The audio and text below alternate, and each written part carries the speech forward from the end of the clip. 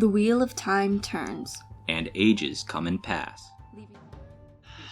Not even the final episode of season 1. Her wiki that's supposed to have all of the drive mappings in it doesn't have the drive mappings for this lady. I'm gonna edit this so all you're ranting is our intro. Is that okay? Yeah, that's perfectly. Welcome to another episode of Another Turning.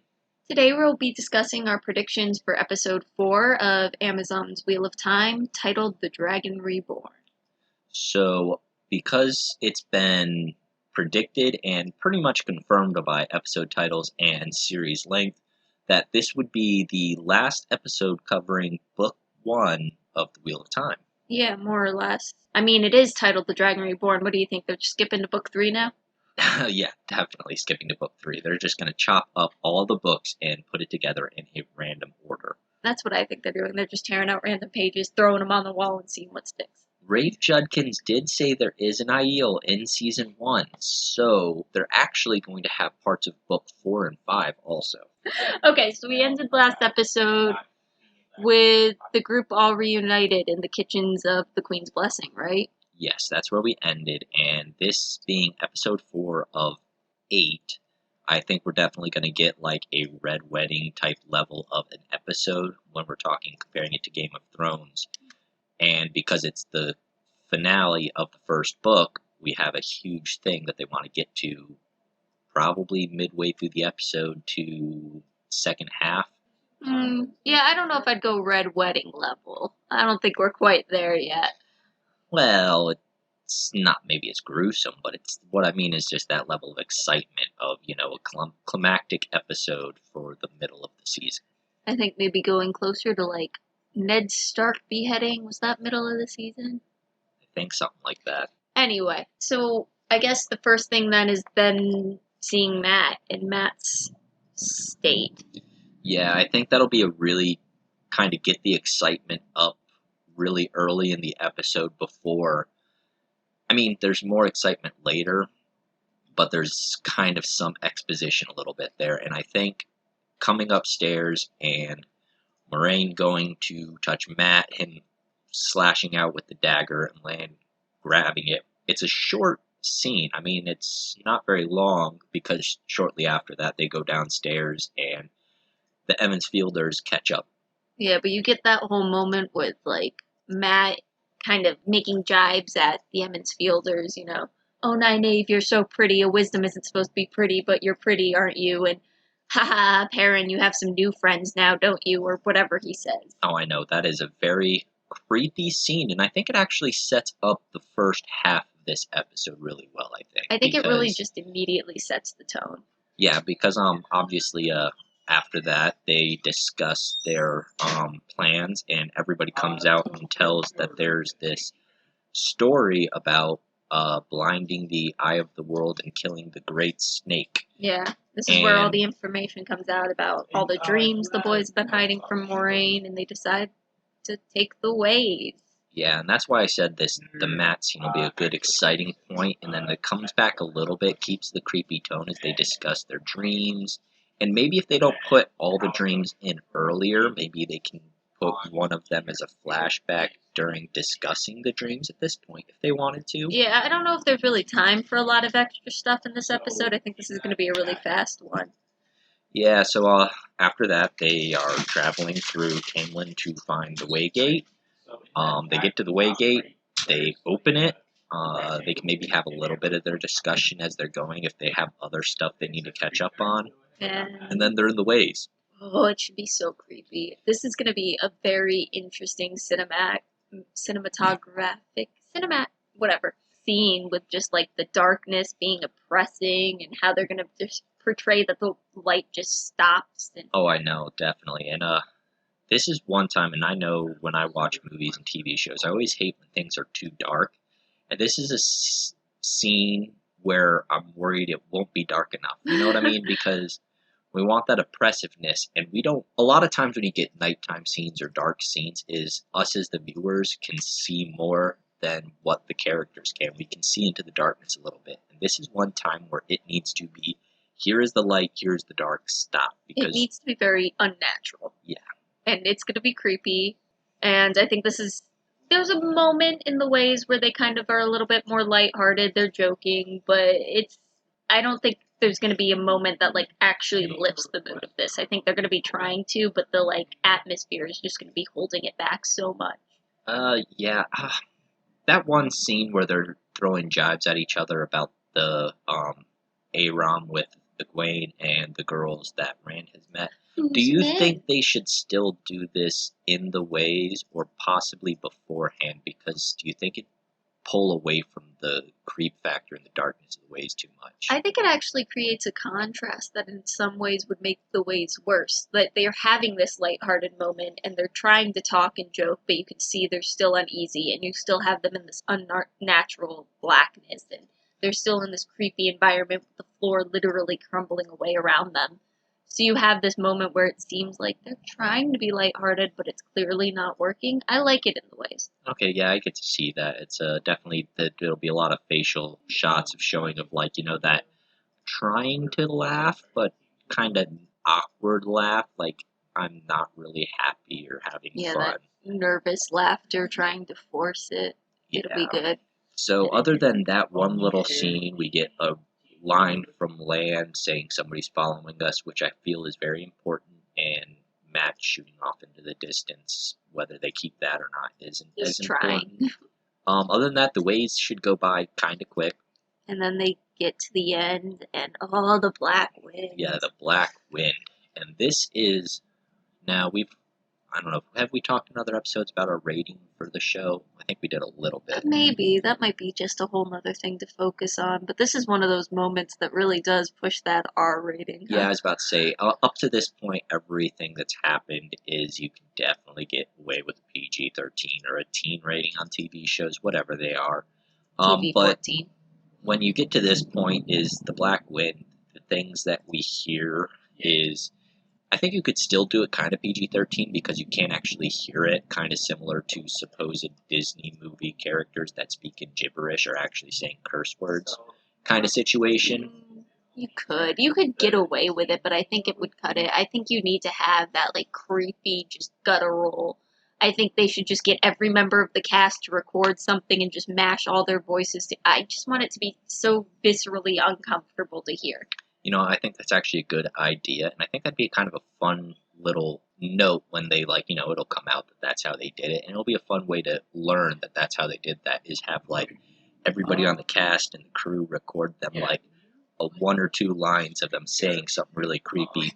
Flesh, whatever it is. And just mash it together, and that would be really cool. It'd be neat, too, though, if you have, characters that we've come to recognize the voices of, so, Rand, or even, Nynaeve, and that every once in a while you hear a line that sounds like their voice, and that... But distorted just a little bit. Yeah, that'd be really interesting. And then, of course, Moraine comes and cuts their way out of it. And, again, we get to see the power displayed, and every time the power comes on screen, I just want to be blown away. Yeah. Now, I've seen some suggestions that they skip the stuff in Faldara and go straight into the Blight. I don't think that's needed because, honestly, up to this point, a lot seems to have happened. And I'm starting to learn that from doing these and talking about it, that what I imagine when I'm reading is super short in a show. Like, where we're at right now can't be more than 5 or 10 minutes. In an episode, I feel. Yeah, maybe about 10 minutes at most, because the walking through the ways isn't going to be that long. Yeah, I think they should go to Faldar. I think it's that, this is the only, well, I guess when they first get to the garden, but this is really the only downtime they have this episode. Yeah, and like I said, because of being kind of a climactic episode, I would imagine the getting to the Eye of the World and everything that happens there should be probably around after the 30-minute mark, at the earliest the 30-minute mark. So you have the time in Faldara. Yeah. When they get there, you learn a little bit about how the Borderlands culture works. Yeah, I don't think that should be in your face. I think that's very much a show, not tell. They're just different here. Well, I mean, the whole, nobody wears anything over their head and stuff like that. That's simple exposition, a natural conversation between the people as they're riding up. Mm-hmm. And Pat and Fane showing up and being captured, and Moraine interrogating him really, I think this episode is going to be the like, hey, all those questions you had throughout the last 3 episodes about random things, you get to learn a little bit. And it's really important because we learn Pat and Fane brought the Trollocs. Yeah. We learn that he's been following them, how creepy he is, the things he's gone through. So I think it's really important to have that time and try to keep the mood. Everybody's uncomfortable. As soon as they enter the ways, they're uncomfortable until the end of this episode. Yeah. Well, you have that. I think they should show Moraine's actual interaction with Fane. That's off the screen in the books, but I think for the show they should show a little bit of it and include flashbacks, Fane being tortured and becoming more this creature for the Dark One. But have that almost back and forth between Fane's story and Lan's story. Because at the same time Moraine is interrogating Fane is the time where Algamar is telling the Emmons Fielders who Lan is. True. So if you could have that kind of interspersed back and forth of these two really, honestly, tragic stories. Yeah, I agree. And definitely because, like I said, we need to almost fill time, if you ask me, to get to that 30-minute mark. Because, again, I'm learning that it doesn't take a lot to make make it into video. Because we get to see a lot of the stuff rather than having to read it. And so, yeah, seeing that interaction between Moraine and Fane would be really interesting. Why I said the Emmons Fielders need to stay uncomfortable is one of the things that happens is Agomar trying to like joke with the female Emmons Fielders to kind of make them feel more comfortable. And we need to see that they're not. They know what's about to come. And they're worried, they're nervous, they're anxious because they're about to go to the Blight.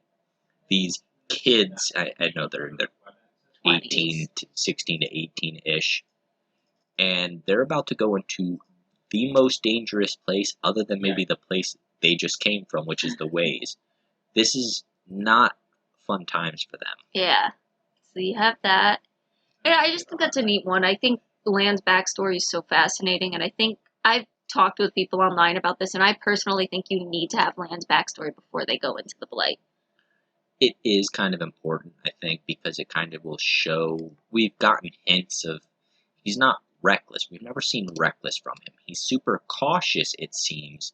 But when they go into the Blight, it very much so goes from a normal level of cautiousness and protectiveness to almost a recklessness in my mind. And he somehow becomes even more stoic. Oh yeah, definitely. So they travel into the Blight now. They go out. There's some interaction with Uno and Ingtar and things like that before they go. Just introducing characters that'll become more important later. Yes, which of course it is important to introduce these characters and get a little bit about them, especially when we're learning more about the culture, is you get to see by these couple of character interactions how different the culture is up here versus how it is back in Emmons Field. Mm-hmm. This is the first time, they were in Camelin, and Camelin was different just because it was a city, but this is the first time there's someplace that is different because of the culture.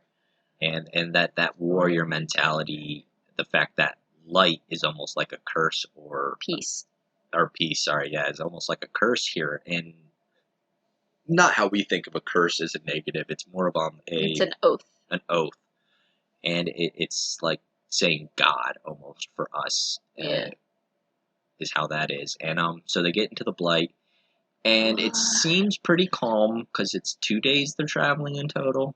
I think they travel through the Blight 2 days because I think it's just it's 2 full days, 1 night. Yeah, they spend 1 night, and we get the beautiful Rand overhearing the Lan Nynaeve interaction, and this is we mentioned earlier that they should expand on their relationship more on screen.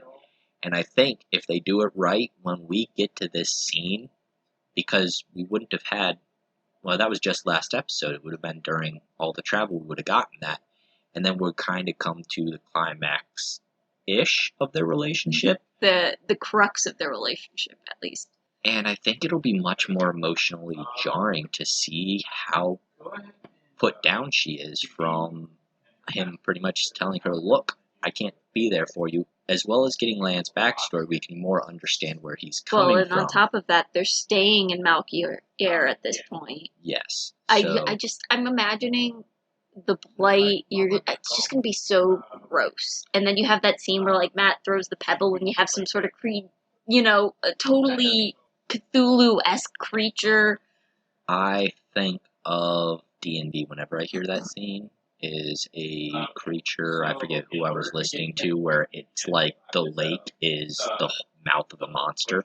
I wish I had the book with me right now so I could read that description, because it's like a tentacle comes out that's tipped with like 5 hands that each have like sharp points on. It's just creepy and gross. Yeah, it's crazy. The blight is just going to be a really interesting one where it seems almost calm at first, and then Land's giving them these warnings like, don't touch anything, even the trees will kill you, and then they see a tree like eat something. Like, yeah, it's going to be like a fun creepy, because it's that whole like everything is deadly, and it's kind of has that feeling which it doesn't feel real, but if they do it right, and I hope with effects and things, they make it look very realistic as well as fantasy.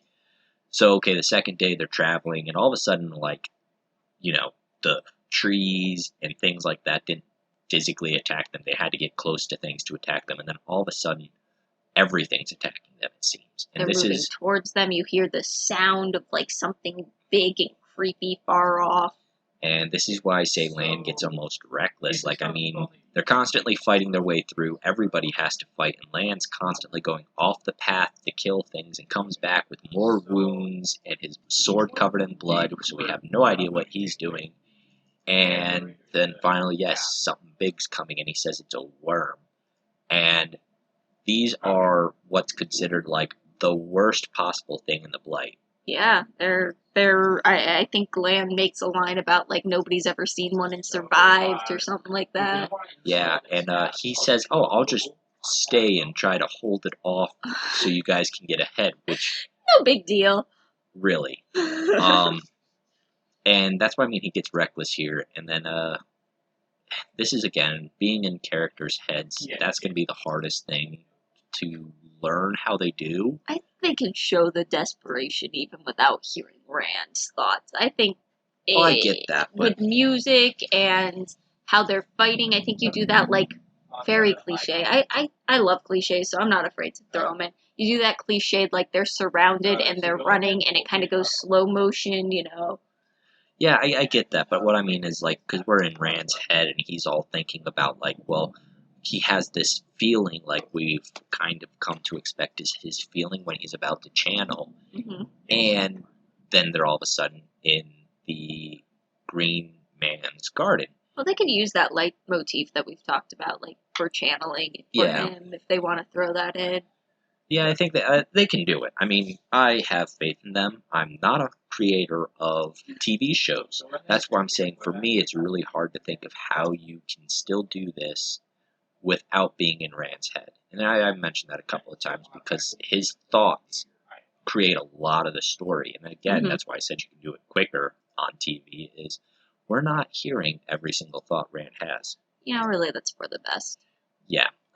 So, like I said, they're panicking, they're at their last leg, they're about to die sort of situation, and boom, it's a peaceful garden. And I really want, like, everything to do this transition. Like, I mean, the lighting changes, the music changes, it goes from desperate and fighting and scared to... Yeah, I know. And honestly, like, I was just thinking about it because I'm going through a re-listen, and I don't know if I've seen art of the Green Man's garden. Like, we have things of the Green Man, but I really want to see the scene of them walking with him, and he puts a flower crown in all the girls' hair. Yeah. Braiding flowers in Perrin's beard. It's just... It's gonna be sweet. It's wonderful. It's almost got a Willy Wonka and the Chocolate Factory and the Candy Garden vibe to it a little bit. Oh my god, you're right. But grander and more beautiful. Can the Green Man please sing Imagination? Well, I would love a singing scene with him, but we might get singing scene with him in later seasons that I can't wait for. But, so, it's very idyllic, and this is where I'm saying again, I don't know timing exactly, but if this is around the 30-minute mark, 20 to 30-minute mark here, we get this really peaceful. And we've had creepy, we've had anxious, we've had awkward up to this point. Like, everybody is scared, and it'll be the perfect peace. Just a breath of fresh air for like 2 minutes. And that's just it. It'd be like 2-3 minutes before it all goes downhill. And like, if these were half-hour long episodes, this would be an ending point. That's why I say the midpoint of the episode would be perfect to get here. And then they go down, they go to look at the Eye of the World, and it's a pool of something. They're not 100% shiny, sure. Silver. Honestly, I just picture it like mercury. That's how I picture it. I don't know. Like, it's clear though-ish, Isn't I think. it? Well, kind of. It like slowly loses. Doesn't it look clear, but then Matt throws something in it and it disappears immediately or something like that? No, it expands and like disintegrates in it. I will say the one thing is this is a little awkward in the books where it's like, hey, they walk down, they look at it, and then they walk back out. It's a little weird. I hope they can clean it up so it looks smoother in the TV show, because reading it, I still get a little awkward. It's just a little weird. I think it's safe to say that in Eye of the World, Robert Jordan hadn't quite figured out how to do endings yet. No, I'm not talking about the other ending. I'm just talking about just that one part where they go down to look at the Eye of the World and it's nothing, and then they go back upstairs and boom, bad guys. It's just a little chunky in my mind, and maybe they could do it better. So they come out and we have Agenor and Bartholomew? Balthamel.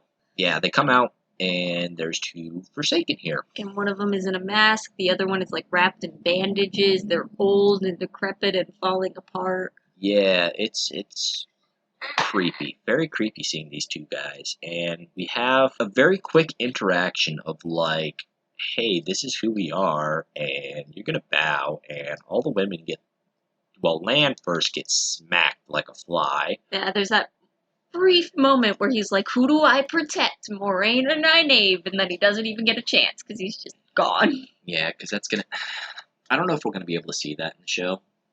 I don't know. But it's not that. It is, cute. But it isn't. I mean, just love Lan and Nynaeve, okay? I know, I agree. But so he tries to charge in, he gets smacked out of the way. Then Nynaeve jumps in, she starts getting tortured. Egwene's about to, as well as Perrin and Matt, and Rand's just like, Egwene, I'm going to save you from getting yourself hurt. Moiraine throws up fire everywhere to stop, or no, does the Green Man come back first? The Green Man stops one of them. I don't remember which one. He stops Balthamel. This should be an awesome scene. Should be just so, I don't know. And heart-wrenching. This is what I mean, like, they have to get us to love the Green Man in like 30 seconds. Yeah, somehow. And I think, I mean, like, I don't know, who doesn't love a giant tree creature? Good point. So, yep, he comes, he kills Balthamel, and Balthamel kills him at the same time. Really awesome scene. Just mushrooms sprouting out of him. Yeah, nothing needs to change there. Is the Green Man just Caduceus Clay? Look, in some ways, yes. I think Caduceus Clay is trying to be the Green Man. Semestra, I think, is his name, if I remember right. Semestra, something like that. Again, pronunciations. Mine are correct. Everybody else's are wrong. No. But, so, that happens. Rand runs. Everybody runs. And he's being chased by Agenor up to a cliff edge. I don't know, the ending of this is still very confusing to me, and all the explanations of, like, this is what's real. I just think the ending of this is not going to happen as it happened in the books, because I think it was just too confusing and weird. I think in a TV show, they can do it much better, and it'll be much easier to comprehend, although still being confusing, because you can't 100% comprehend it until we learn things in later books. So because of why I say this is I know Nameless just put up a video not too long ago. I haven't watched it yet about explaining the end of the Eye of the World, but I'll give my own little explanation here, I guess, maybe, in how I think about it. So we have Agenor comes up here. Rand, in his weird mind space, sees a glowing cord coming from Agonor, which is the one power going back to the Eye of the World. Rand, in desperation, like every other time he is channeled, he ends up pulling a strand from that and starts to pull the power into himself. Agonor, realizing that he's not getting the full power, freaks out and tries to pull more. He pulls in too much and kills himself. Burns himself out and burns himself literally to a crisp. What I think is happening here is Rand is hitting the point where earlier we learned in people who are channeling for the first time, it gets to a point where the channeling and the reaction to channeling happens at the same time. Right, and I think that's what this is. And that's what happens with Rand. He goes, we've seen he gets crazy. He's acted insane as a reaction. He's been sick.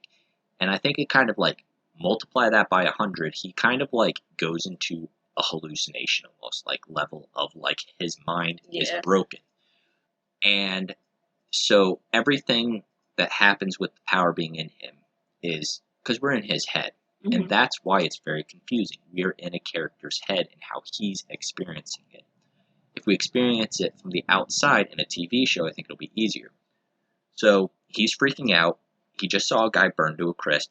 He's probably ready to throw up. It's the third time this has happened in front of him. Yeah. And he's like, just like every other time he's channeled, his mind is, I need to get away. So he ends up creating some way of teleporting to Tarwin's Gap. We have the reasoning for this is him being Ta'Veren. The pattern puts him where he's supposed to be. Right. His wanting to get away is caused by the power in his mind, it is pure teleporting. He shows up, and everything that's happening to him is he's feverish. He's got a headache or whatever it is, and he needs to release the power. So his reactions is he's feeling feverish. He needs to get rid of the heat. So his natural survival instinct is going to create fire to get rid of the heat. Him pounding on the ground is just his physical reactions are transferring into the power is doing something because his whole being right now is trying to get rid of the power in him because he can't handle it. Right. The one thing that's hard to explain is when he hears a crazy voice talking about the battle won't happen here, it'll be... Not yet, I cannot take a part or whatever like that. I think that just will be dropped. It never It happens depends again. on if the show wants to try to roll with it somehow. And there's only one other time it happens, so they could drop that if they wanted to or not. It's up to the show on how they're going to deal with that. So at this point, I think, again, he's like, what do I need to do? And again, it's twisting of the pattern so that he ends up where he needs to be, not necessarily where he thinks he should be. And we show up in he's in the dream, he's in the same room, he's been in all of his dreams with Baalzamon. And you have Baalzamon there, he's trying to frighten Rand into joining him, and he does this by bringing up images of Egwene and his mother and other people saying, I control them, I can torture them unless you join me. Rand calls him out on the fact that, hey, Egwene is okay and still alive, but his mother's still there. This is another point of contention in the fandom. Was his mother really there, or was it another figment? It doesn't matter either way, because the way Baalzamon works is as long as the person believes it, it might as well be real. Yeah, basically. And at first, Rand is very much so believing it, and he saves her in a way that if it's real, he can be happy. If it was fake, well, it doesn't matter. So he saves his mother, sort of. She finds salvation, and they get into a fight. But that's the scene I don't like, is that whole thing with Carrie. I don't know, it doesn't fit. The same thing, the thing with the chords, the voice, these are things that almost never happen throughout the rest of the series. Yeah, I can see that. The thing with, and this is actually, again, something I could see them possibly cutting, is the whole Baalzamon bringing up, Carrie and all that stuff. I don't know how important it really is. All it does is help inform Rand's whole, oh no, women get tortured on my behalf, trauma nonsense that I really could care less about. Yeah, and that's why I say they could probably cut that part. And Then they start to fight, and as they're fighting, Rand sees a cord coming from Alzamon that's not the bright, shiny light cord for the power, but some black cord that we have no idea what it is. And Rand decides to sever it, which ends up causing Alzamon to die in Rand's mind. So that's what happens, and again, Rand's power is running out, and in his panic state, he's like, he might not realize it, but he realizes he needs to get out of this place, and finally he comes back to where he started, in the Green Man's Garden. A lot of this is, like I said, he does not understand what's going on, because he's never done it before, and I think it's the channeling and reaction happening at the same time, which heightens his not understanding what he's doing. So that's why in the books, I actually think it's written beautifully to show us how confusing it is when you are in that person's mind. I think in the show, it'll be much better because they can do it in a way as an outside perspective. Yeah, I guess I see where you're coming from. I still think things about that ending are going to change. I just don't know how they'll change it. So I just personally think that, like, expecting it to be the same as it is in the book is a little unrealistic. I agree. I think they will make some changes, and that's why I say, from a visual perspective, it'll be able to show things a little bit more. I think it'll still be confusing because, like I said, a lot of what happens there, until you get to later books, can't be explained. Right. Even to the fact of when he first gets back to the Green Man's Garden, it's a weird out-of-body experience where Rand's, like, trying to remember who he is. And being really in weird. his head, obviously in a show, we might not be able to see this, so it might not matter. But in case you were wondering, I think, I can't even explain it unless you're a reader, because I think this is the first time he's disassociating. He's disassociating, and that'll mean a lot more in later books. Yeah, well, I think my thing with the ending here, at least part of it, is this is like a mid-season point, and a part of me doesn't want him to confront Balsamon here. I think they should, because it means a lot, and it'll actually work okay, I think, is they just, like I said, this should be climactic, but maybe not too climactic. Like, the battle happens, but maybe it should be more obvious to us as the watcher that, yeah, but Alzamon's not defeated. Well, the way I think it should be done is slightly different. I think he should be watching while Rand fights Agenor. Like, he should be there for that. I've also seen suggestions that maybe Lanfear should be there as somebody else, but I think that's weird. No, that's weird. Let's not introduce too many people. We don't need too many bad guys. Yeah. But I think he'd be watching, and I think maybe after Tarwin's Gap, definitely after Tarwin's Gap, there's that moment of confrontation with Rand, but I want it to look like Balsamon got the better hand of that confrontation. I mean, I don't think it can work so well because Rand, that's a battle to the death, is how it looks like. And Rand doesn't know enough to be able to lose without dying in that situation. Where I think it should just be shown in a way that Balsamon could be beaten, but not killed. I just think in the 4-episode span that we've had to show that Rand is somehow capable of defeating what we believe to be the ultimate evil is just, I don't know, it's gonna look cheap. Even if we know he got away from it, like, knowing that Rand almost stopped him seems a little much this early. Maybe. I don't know. I don't want to see Rand losing, though. Like I said, I think he can't lose without dying. I think they do something, what I think is, if we still have, because at that point he still has the cord of light attached to him, right? Yes. They could do something to symbolize, like, Balsamon cutting him off from that. Yeah, but then they gotta change a lot, because the way Rand acts in the second book has to completely change then, because he believes that he's killed Balsamon. Yeah, he's killed the Dark One, is what he thinks. Which I get what you're saying, but I don't think this would drastically change the way he acts. I think they could do it in a way then, instead of, maybe how they could do it is just show it clearly that Balsamon decides to peace out. But from Rand's perspective, it might look like he just won. But from Balsamon's perspective, and from ours, because we're seeing it all at one time, we can clearly see that it's like, no, that guy literally just, like, ducked out a side door. He just peaced out. and however they want to do it is like maybe, Rand strikes out and then boom, flames pop up. And from Rand, you just see flames. I'm motioning with my hands. You can't see that. Rand just sees like a wall of flames in front of him.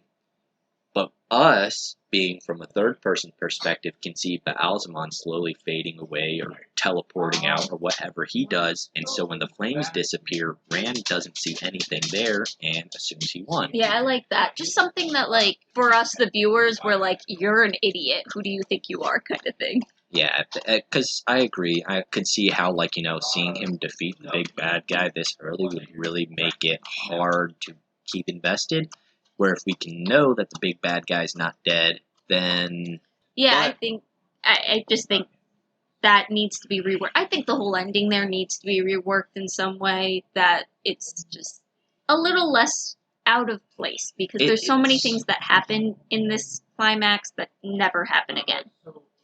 It's definitely in the whole first book, where everything else so far we've covered is just like more on a visuals perspective. Small things that need to be changed to make it a little bit better. This is a whole scene that is going to be very difficult for them to do right.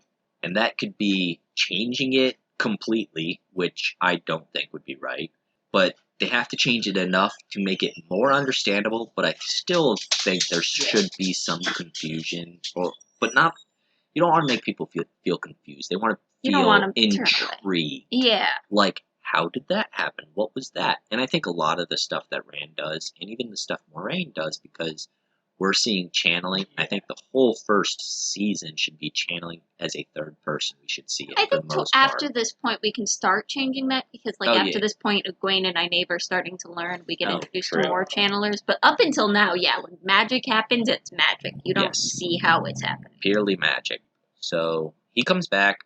He wanders back down. He runs into Moraine and Egwene and Nynaeve, and he tells them what happens, which, us as viewers have already seen it, so we don't need to hear that again.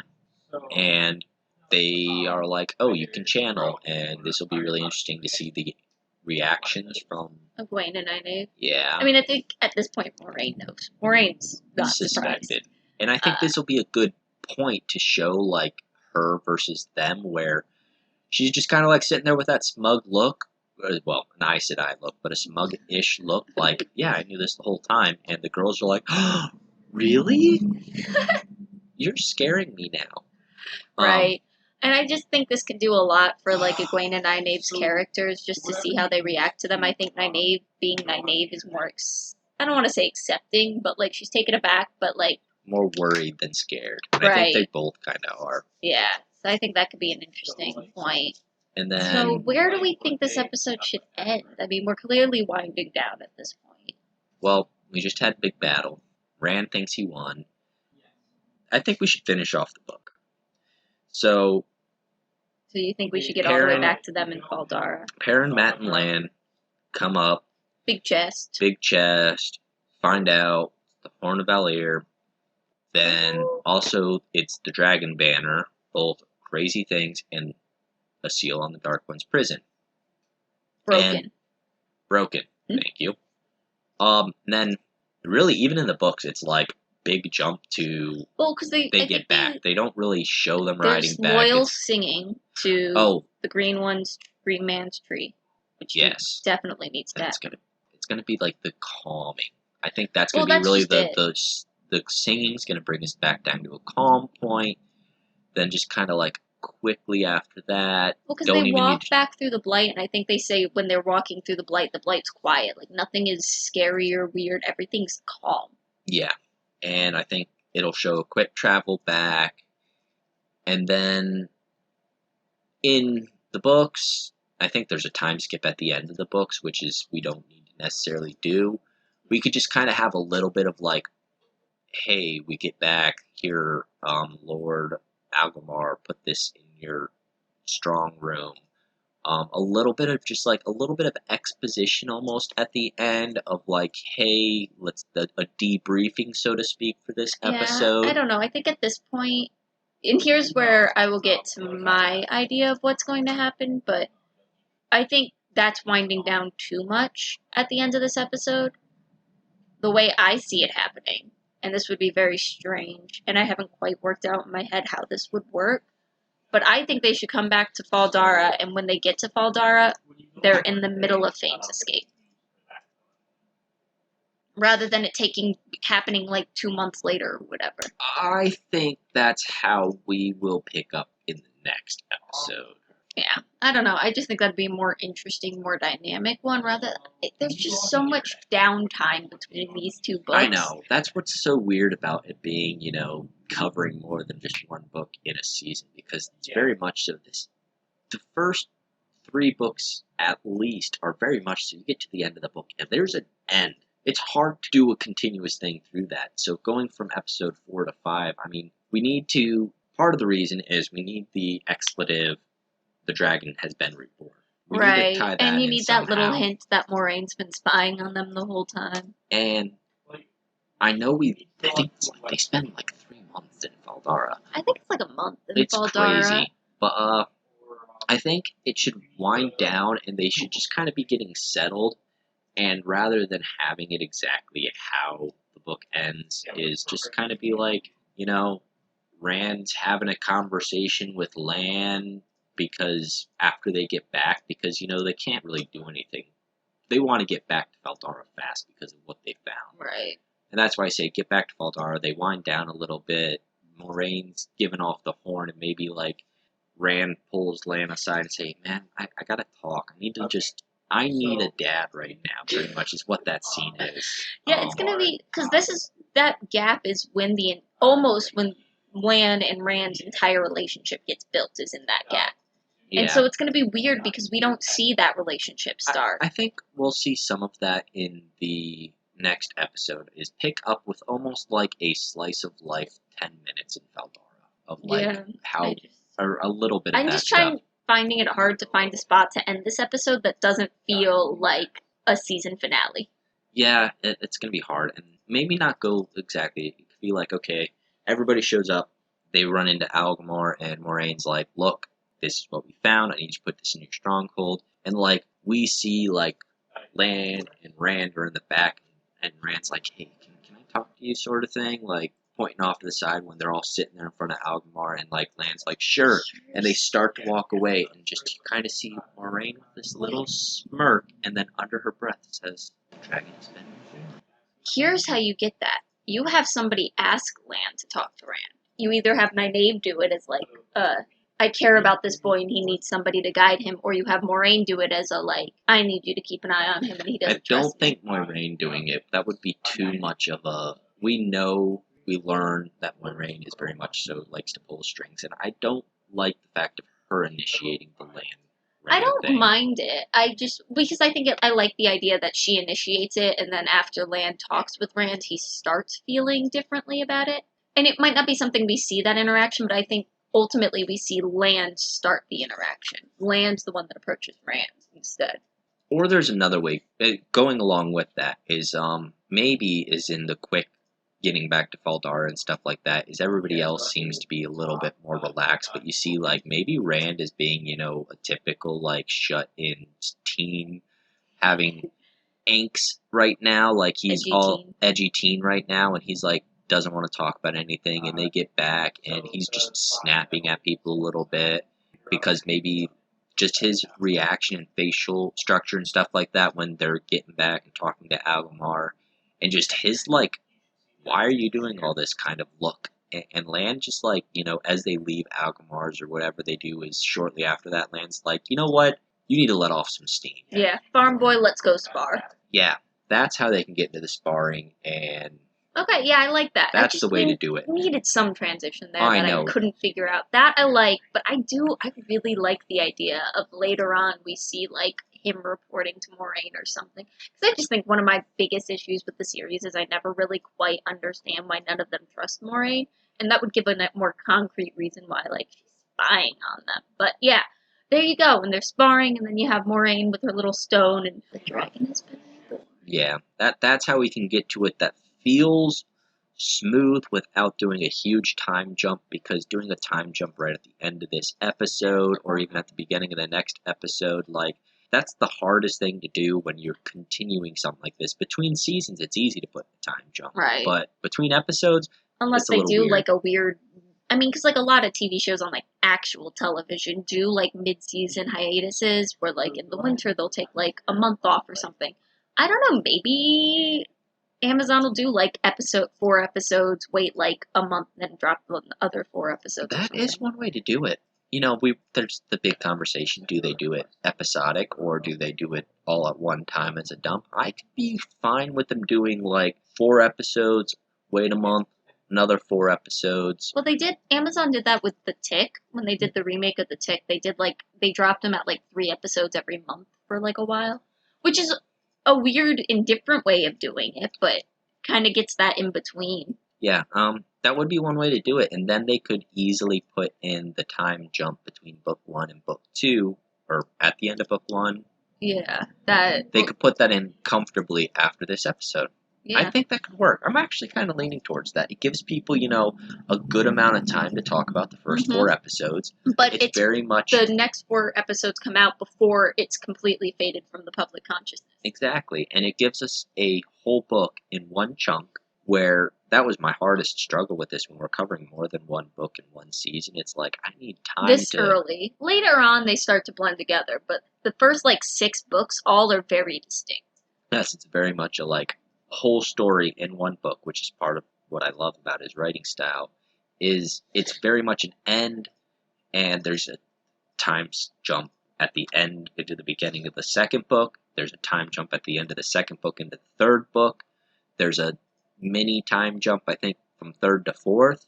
The 3rd to 4th is there's like a montage at the beginning of the 4th. Yeah, so it's very broken up that way, and I think, yeah, doing a mid-season break would work well with this. You hear that, Amazon? Rafe, are you listening? Yes. Everybody, tweet Amazon Prime, sorry, about mid-season break. It's the best of both worlds. Hashtag best of both worlds. For the people who want it episodical and people who want to binge it. Alright. I think that's it for today, right? And on that note, follow us at Pod Another on Twitter. And if you want to leave us a message there, leave us a comment on this video. We love to hear from you. We try to react to every comment that we get because we're growing. Yeah, let us know what you think of the end of the world. And I think that's everything for today. We will see you the next time the wheel turns.